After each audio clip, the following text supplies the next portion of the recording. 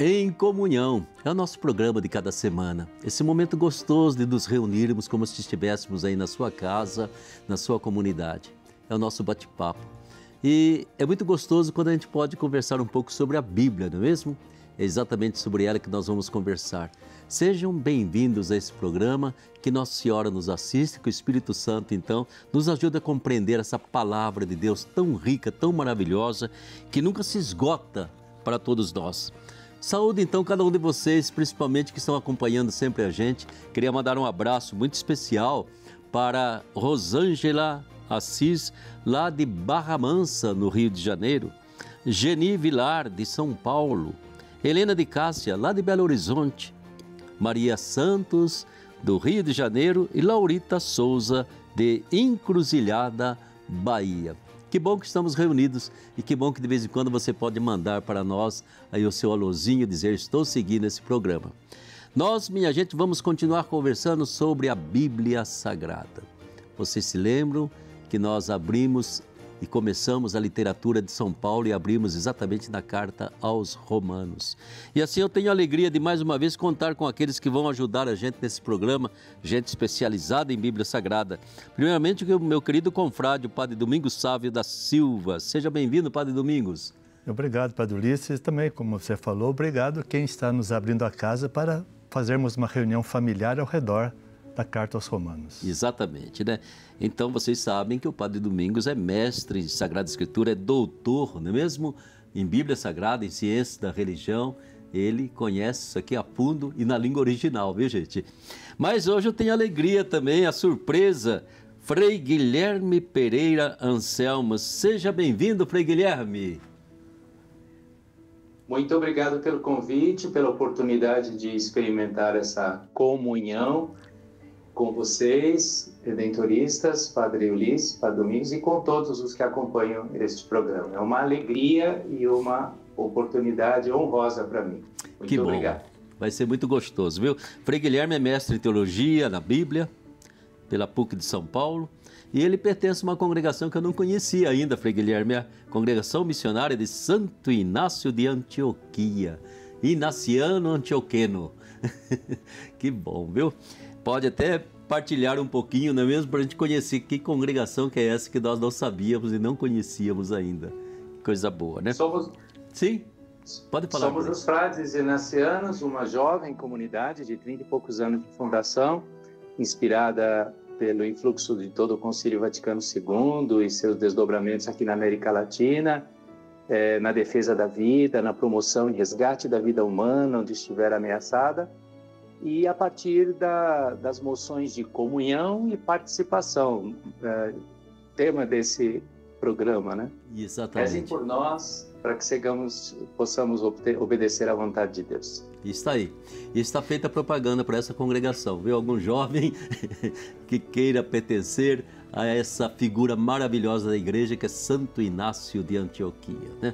É um dos nossos patriarcas, digamos assim, do Novo Testamento. Minha gente, nós sempre abrimos o programa com um card e nós vamos tomar aí São Paulo, Carta aos Romanos, capítulo 13, versículos de 8 a 10. Preste atenção, palavras belíssimas de São Paulo para todos nós e sempre válidas para a Igreja de Deus. Não tenhais dívidas para com ninguém, a não ser do amor mútuo. Pois quem ama o próximo cumpriu a lei. De fato, os mandamentos: não cometer adultério, não matar, não furtar, não cobiçar e qualquer outro resumem-se nesta palavra: amarás o próximo como a ti mesmo. O amor não pratica o mal contra o próximo. Portanto, o amor é o pleno cumprimento da lei. Escutando essas palavras, o que lhe veio em mente, Frei? O que você gostaria de sublinhar nessa belíssima introdução do programa que nos vem da Carta aos Romanos? Que a semente que Jesus plantou naquela primeiríssima comunidade brotou, cresceu e está dando frutos poucas décadas depois dele. A semente do amor. Jesus disse isso, ensinou isso, propôs isso. temos muitos mandamentos, muitas coisas para fazer, temos uma comunidade para construir, temos diversos códigos morais, tudo isso é verdade, mas só o amor é capaz de dar sentido a tudo isso e a toda a vida. Os primeiros discípulos aprenderam e tocaram para frente essa ideia. Está aí Paulo, que nem conheceu Jesus, né? Mas que está no influxo da sua comunidade, do seu projeto, dizendo: é o amor. A lei, o resumo de tudo que temos para ser e fazer, é o amor às pessoas. Que bonito podermos, 2000 e tantos anos depois, reler esse trecho e tantos outros, né? E atualizar esse sentido. Só o amor é capaz de dar sentido não só à nossa religião, mas a toda a vida humana. Tá aí. Padre Domingos, que toca o seu coração nessa palavra de Paulo? Tantas coisas nesse pequeno texto que nós acabamos de ouvir, mas Sim. eu realçaria aquilo que me fica mais no coração. Sim. Quando São Paulo vai dizer, né, que a única dívida que nós devemos sempre ter, nunca terminar de ter dívida, é a dívida do amor ao irmão. Podemos dizer, é a dívida da Santíssima Trindade. O Pai é uma eterna dívida para com o Filho e o Espírito Santo e assim entre eles. Então nós vemos assim, até como o Frei Guilherme já lembrava, quer dizer, é maravilhoso isto. Porque mesmo esse texto aqui, se a gente for, parece que me caiu a ficha, sobretudo agora, me dedicando um pouquinho mais a São Paulo, que, por exemplo, esse texto de Romanos é antes dos evangelhos. Então, quer dizer, é o evangelho de...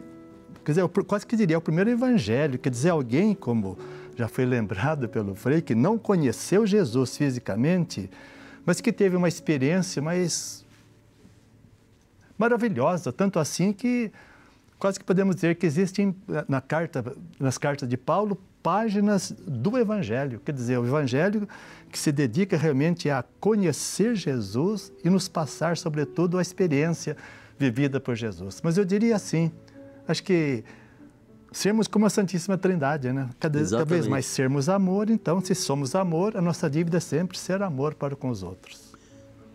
É muito importante a gente perceber que a maior experiência que a gente possa fazer na nossa fé é a experiência de amor, né? A partir de uma experiência de amor, e esse amor que é um encontro com Jesus, e esse amor que nos impele a amar, né? É realmente a única dívida que temos, um com o outro, o esposo com a esposa com o esposo, os pais com os filhos com os pais, é a dívida do amor.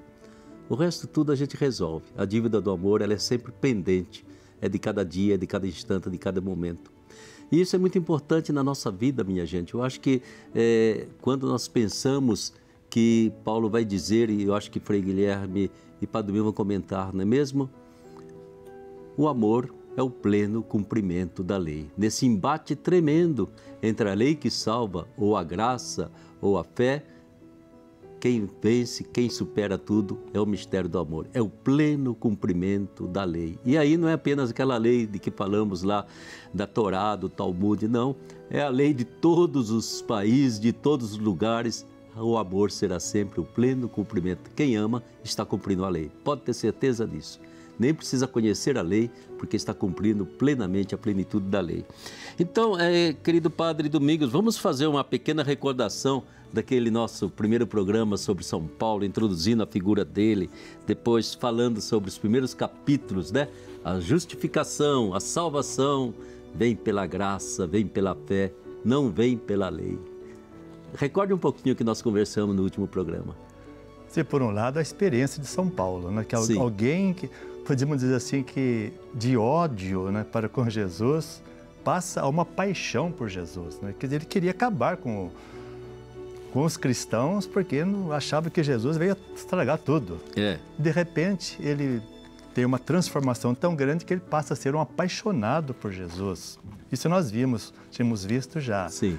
Agora, quanto à carta aos Romanos, então nós tínhamos visto do capítulo 1 até o capítulo 11, quando São Paulo vai dizer, vamos dizer assim, mostrar a doutrina que existe, que ele quer nos apresentar a partir da experiência que ele fez de Jesus para as comunidades. E agora, hoje estaríamos pensando em aprofundar um pouquinho a partir do capítulo 12 até o 16, o restante da carta, quando São Paulo vai tirar, digamos, umas conclusões bem concretas, como essa que acabamos de ver assim, aí no capítulo 13 de São Paulo, né? Quando ele vai dizer, então, que quase que vamos dizer, nós vamos procurar viver esse Jesus, ele vai reviver em nós, estaremos de fato acreditando nele, porque é quem acredita em Jesus, é pela fé que a gente é salvo. Então, acreditando em Jesus, sendo inseridos, enxertados nele pelo batismo, por exemplo, então, vivendo aquilo que de fato foi a definição de Jesus, a sua vida foi amor, podemos dizer, nós estaremos, então, aqui realmente trazendo para dentro de nós aquela doutrina que São Paulo mostra na primeira parte da carta, exatamente, podemos dizer assim, nos enraizando no amor, a partir da experiência de Jesus, na força do Espírito. Exatamente, eu acho que foi muito bom, né? Nós conversamos bastante, gente, exatamente sobre esta questão de Paulo nos fazer compreender qual é realmente o mistério da salvação que Cristo nos trouxe, né? E a importância de que ele liberta, ele traz uma liberdade interior muito profunda a todos nós, né? E essa salvação ele trouxe para todos, não trouxe só para os judeus, né? E eu me lembro bem que você comentava, né? Como que ele usa uma figura belíssima para falar que a gente está mergulhado no Cristo, o batismo. Esse mergulho no mistério da morte e da ressurreição de Jesus, né? E a gente brotar para uma vida no Espírito, para uma forma de viver em que esse Espírito clama dentro de nós. Ele diz que maravilha de São Paulo, como é incomensurável, a gente não mede até onde chega esse amor, essa justificação, essa santificação que Deus quer nos dar. Eu acho que é alguma coisa assim que ele descortina, né? Uma reflexão sobre Jesus que os apóstolos mesmo tiveram muita dificuldade ao longo do tempo que acompanharam Jesus, não conseguiam perceber, e Paulo, com aquela experiência, digamos assim, do tombo que ele levou de cair no chão e mudar 180 graus, tudo que ele acreditava, e de repente ele dá uma volta e descobre essa maravilha da gratuidade, do amor de Deus, um amor salvífico, né? Você que conhece bem Romanos, Frei, gostaria de comentar um pouquinho esses primeiros capítulos de Paulo? Me parece que algo que aquele que lê, medita e estuda essa carta aos Romanos tem no primeiro contato é perceber o quanto é muito organizada a exposição que esse autor faz de todos esses temas que vocês estão destacando, né? O quanto nós não conseguimos nada por nossos méritos, empenho, força, somos pecadores. É uma elaboração que ele faz muito bem sobre os judeus e não judeus na primeira parte, mas é Deus que faz, é iniciativa dele, é graça dele. Então ele organiza isso tudo de forma muito diferente das outras cartas. Talvez, como dizem quase consensualmente os estudiosos hoje sobre Paulo, que essa seja a última carta que ele escreve. Na sequência do Novo Testamento, ela é a primeira, né? Porque é a mais longa. Mas provavelmente tenha sido a última a ser escrita por ele, já de um autor que passou por uma estrada longa e difícil na vida pessoal, na missão e também na elaboração da sua teologia, aquela que ele vai partilhando nas cartas. Ele aprendeu. Então, estamos diante de um autor amadurecido nas suas cartas. É uma carta diferente das outras nesse aspecto. Realmente, né? Eu acho que as cartas de Paulo, elas têm não somente essa capacidade de reflexão, mas ela tem um conteúdo de testemunho, né? Eu vivi tudo isso que eu prego para vocês, eu senti na pele, eu senti no meu coração tudo aquilo que eu passo para vocês. Agora, tem uma coisa, já entrando nessa última parte de Paulo, né? A universalidade do pecado, né? Porque a impressão que eu tenho é que o Paulo falou, olha, não se julguem salvos pela lei, pelos méritos, entende? Todos nós somos pecadores. Essa universalidade do pecado que atinge pagãos, judeus, atinge todas as gerações, como que a gente pode entender isso aí sem ser pessimista com a humanidade e sem achar, entende, que a humanidade toda que existiu nos séculos anteriores não tinha jeito, não tinha uma saída para eles, né? Como é essa universalidade do pecado que você entenderia, tal como Paulo descreve? É uma mentalidade dele? É o que restou nele de fariseu, digamos assim? Ou realmente já é sob a dimensão da graça que ele olha isso? Bom, pense por que Paulo vai insistir tanto, né, que todos nós somos pecadores. Então ele, claro que então, sobretudo nessa carta aos Romanos, então ele vai partir dos judeus, então ele fala muito mesmo daqueles cristãos que vêm do judaísmo. Sim. Porque ele vai dizer o seguinte assim, bom, se o judeu tinha uma importância muito grande para com a lei. Agora a lei mesmo vai dizer assim, agora se salva aquele que cumpre a lei. E São Paulo vai mostrar que realmente ninguém tem condições de cumprir a lei plenamente. Então, quer dizer, judeu quase que já não teria como se salvar mesmo com a lei. E agora, assim, podemos dizer, o restante da humanidade, no primeiro capítulo de Romanos, eu penso que São Paulo já dá também essa iluminação, quando ele vai dizer assim, bom, os pagãos não têm lei escrita, assim no papel, como os judeus têm, mas tem uma lei no coração. Quer dizer, essa lei assim de fazer o bem e evitar o mal, com esta lei todos nós nascemos, mesmo nós ou aqueles que não eram judeus. E mesmo para isso São Paulo vai dizer, quer dizer, muitas vezes dentro de mim eu vejo o que tem que ser feito, mas não tenho força para fazer, porque parece que sinto duas forças muito grandes dentro de mim e às vezes eu quero fazer o bem, até mesmo pela minha consciência, mas eu não me sinto forte, suficiente para isso. Então, Jesus vem, né, para os judeus e Jesus vem também para os pagãos. Nele, na força do Espírito, é que nós vamos realmente ter força. Como você até já lembrava, nós batizados, isto é, batizado é mergulhado, é enxertado, é enraizado em Jesus, aí sim, agora, na força do Espírito, podemos realmente evitar o mal e fazer o bem, como até apareceu no card no início do nosso programa. Exatamente, né? Pois é, Frei Guilherme, essa incapacidade humana, né, de superar, de se livrar do pecado, né? Eu acho que ele coloca muito claro que sem a graça o ser humano não vai, digamos assim, livrar-se daquilo que traz de negativo.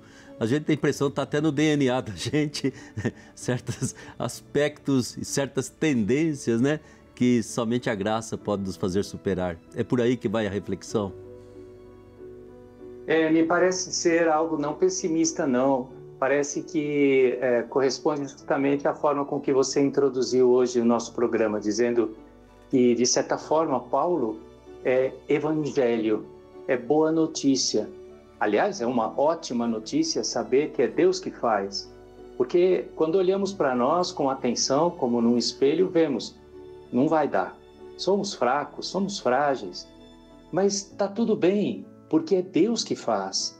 A graça é abundante, generosa e sem nenhum mérito da nossa parte. Portanto, é uma linda notícia. Cabe-nos, ele vai trabalhar isso durante toda a segunda parte, a partir do capítulo 12, né? Cabe-nos aderir, acolher, sermos abraçados, né? Não depende de fazermos nada, mas de sermos abraçados, acolhermos esse abraço, aderirmos ao projeto e sairmos por aí abraçando, espalhando esse amor que é o projeto que Jesus nos propõe. E creio que exatamente nesses capítulos finais de Paulo, né, ele vai detalhando para nós, né, as atitudes que correspondem a alguém que está mergulhado em Cristo, batizado em Cristo, né? E eu tenho a impressão de que é toda uma vivência cristã, ele vai insistindo demais, né, da gente viver em paz com todo mundo, né? Faça o esforço de viver em paz com todos, né? E manter a unidade entre vocês. Como que a gente vê, por exemplo, essa questão do perdão, essa questão do amor, né? Que ele resgata praticamente tudo aquilo que vem já anteriormente nos livros bíblicos, mas aqui ele coloca dentro de uma lógica profundamente cristológica, né? É dessa lógica cristológica que existe uma possibilidade de ser igreja, de conviver juntos, de estar juntos, né? Ou de viver dentro da sociedade, se não me engano. Quer dizer, mesmo nessa carta aparece aí a questão bastante forte dos cristãos que vieram do judaísmo e cristãos que vieram do paganismo. Sim. Então, quem vinha do paganismo não tinha tradição nenhuma bíblica, então não tinha lei mosaica e nada assim, não é? Agora, São Paulo percebe, sobretudo lá em Roma também, que havia um pouco de conflito entre esses dois ramos cristãos. Então, São Paulo vai tentar, até ele... Claro, ele fala que, mas todos nós fomos batizados em Jesus. O batismo era para todo mundo. O judeu, ele foi batizado em Jesus, mas também o pagão foi batizado em Jesus. Então, não há motivo para haver essa disputa, que, por exemplo, no caso lá, parece que aconteceu isso mesmo, pelo ano 49, o imperador Cláudio expulsou os judeus de Roma. Os judeus que se consideravam um pouquinho superiores aos pagãos, porque tinham a lei, mas agora eles são expulsos, aí os pagãos convertidos achavam que eles eram mais importantes porque os judeus foram expulsos. Então, São Paulo até parece que esse é o motivo pelo qual ele escreve a carta, no capítulo 15, versículo 7, ele vai dizer o seguinte: Jesus é o modelo para nós. Então, vocês se acolham uns aos outros como Jesus acolheu vocês para a glória de Deus. Então, ele tenta realmente, em Jesus, procurar vencer até essas rixas que poderiam acontecer entre cristãos. Dentro da comunidade cristã. Dentro da comunidade cristã, no caso, a comunidade romana. Uhum. Então, no fundo, quer dizer, é viver Jesus, né? Realmente porque Jesus, ele acolheu todo mundo. Ele se fez, como diz São Paulo, ele se fez servos dos circuncisos, porque havia uma promessa. Ele se faz servo dos incircuncisos, porque havia uma promessa para eles também, né? Vai surgir o rebento de Jessé, que seria Jesus, e as nações vão pôr a esperança nele. Então, Jesus vem cumprir exatamente essa promessa que houve também de misericórdia de Deus, também para com os pagãos. Agora, não deixa de ser curioso, né, Domingos, Frei Guilherme também, como aquilo que a gente vivencia hoje na história da igreja atual, que nós chamamos de polarizações, né? A gente acha que é uma grande novidade. São Paulo já enfrentou isso, né? Não só em relação ao Império Romano, ao judaísmo clássico, mas também em relação exatamente aos judeus que eram discípulos de Jesus, né? Os judaizantes, que a gente chama, né? Eu acho que já eram polarizações que havia e que ele teve que enfrentar. Você, quando vê esses últimos capítulos, Frei Guilherme, o que você gostaria assim de sublinhar com força, realmente como parte desse testemunho, dessa missão de Paulo, dessas inúmeras comunidades que ele fundou? Exatamente, não fundou a comunidade de Roma, né? Mas ele chega até a comunidade e parece que ele quer, num certo sentido, reforçar a vida dessa comunidade tão importante. Me parece que Roma é, para os cristãos desse momento, o grande horizonte simbólico para onde a gente tem que ir, para cumprir o mandato que Jesus nos deu, e ir até os confins do mundo. Roma é tanto o fim do mundo para o Oriente, como o começo do mundo para o Ocidente, né? É um espaço de muita diversidade e polarização, para usar um conceito nosso hoje, né? E a unidade é o projeto de Jesus, pelo amor. Então, Paulo agrega a esse projeto não só a possibilidade de sermos diferentes, de estarmos por vezes divergentes, mas a necessidade mesmo.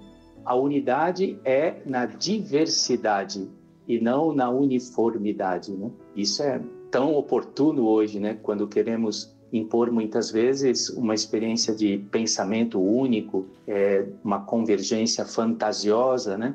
Não, somos diferentes, somos dialéticos, diziam os gregos em muitos períodos, né?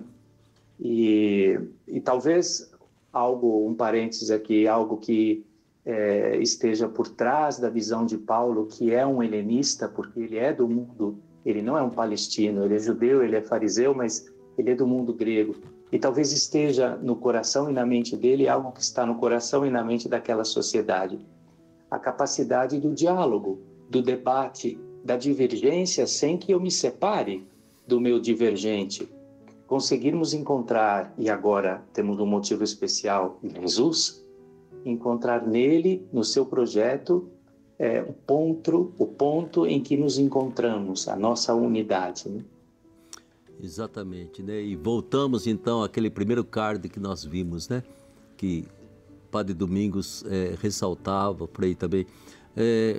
Por que nós não temos a grande preocupação de manter o amor, que é a única dívida que nós temos, e a gente gosta tanto de sublinhar aquilo que diversifica? Praticamente os cristãos judaizantes queriam integrar todo o Antigo Testamento na vida da comunidade cristã, né? De alguma forma eles queriam entrochar ali tudo aquilo que eram leis, regras dele, né? Hoje a gente tem muitos católicos que querem entrochar toda a Idade Média e o tempo antigo no século XXI, né? Até com aparências assim daqueles tempos, né? E por que a gente não tem essa preocupação? Meu Deus, eu tenho que amar o meu próximo. O resto é resto, né? Se eu conseguir amar, eu estou cumprindo a lei, estou cumprindo o passado, o presente e o futuro. E esse talvez seja algo que não está aí pressionando a nossa vida e cria divisões, cria expressões tão dolorosas, tão antifraternas no meio, dentro da nossa igreja também. Mas ainda se nós vamos falar em ecumenismo, em diálogo, né? E é tão importante, então, essa dimensão profunda, né?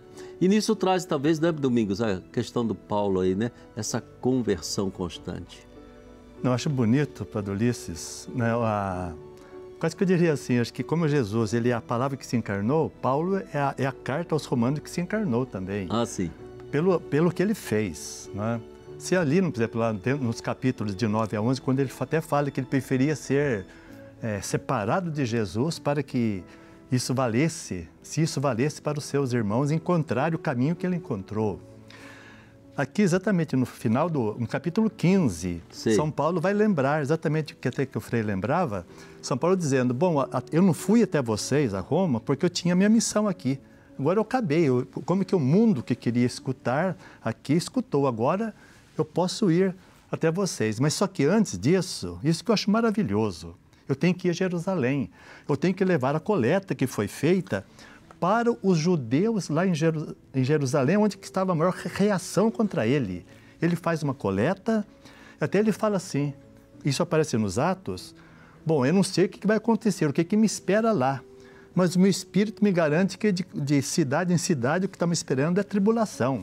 Mas ele vai, pelo amor que ele tem pelos judeus, ele vai, ele pede que os romanos rezem, né, para que ele seja salvo dos inimigos judeus de Jerusalém, sim, da Judéia, e que eles aceitem podemos dizer, essa oferta dos pagãos convertidos para com os judeus cristãos, quer dizer, tentando ali também fazer essa reconciliação.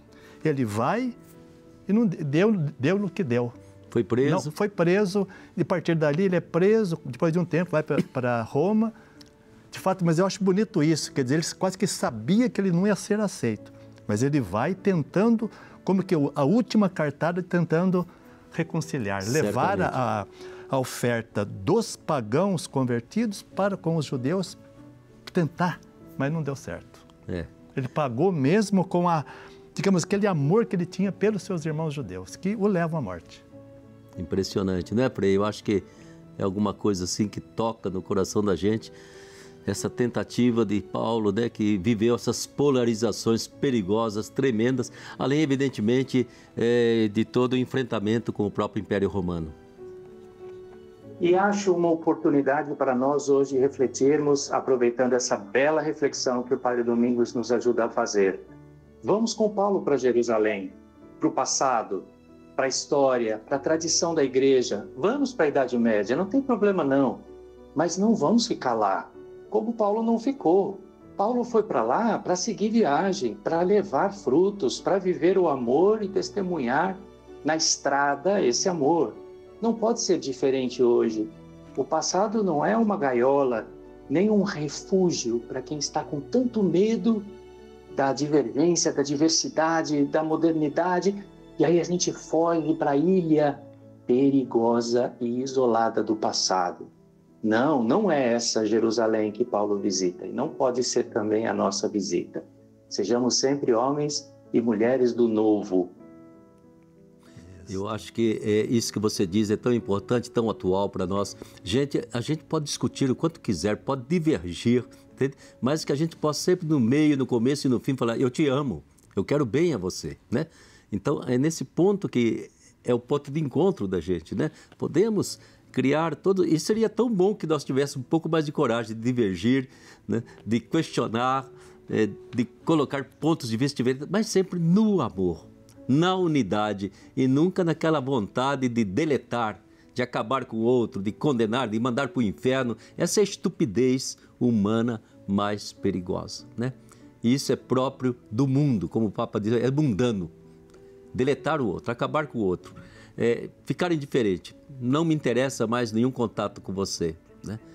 A gente pede a Deus que esse testemunho de Paulo, além de toda a maravilha das suas palavras, elas possam nos checar um pouco, possam nos sacudir atualmente a nós que somos católicos, somos da igreja do Papa Francisco, entende? E que a gente vivencie isso, como o Papa que enfrenta todas as situações do mundo e ele está presente. Ele dá a palavra dele com toda a liberdade, com todo o amor, com todo o carinho, com toda a ternura. Gente, guarde alguma coisa dessa carta de São Paulo no seu coração, pegue a sua Bíblia, leia novamente, imagine aquilo que Paulo vivenciou, né? E certamente essa palavra vai alimentar a sua vivência cristã no amor, que é a única dívida que você tem para com todos os seres humanos neste mundo. Frei Guilherme, muito obrigado pela sua participação e espero encontrá-lo mais vezes, se Deus quiser.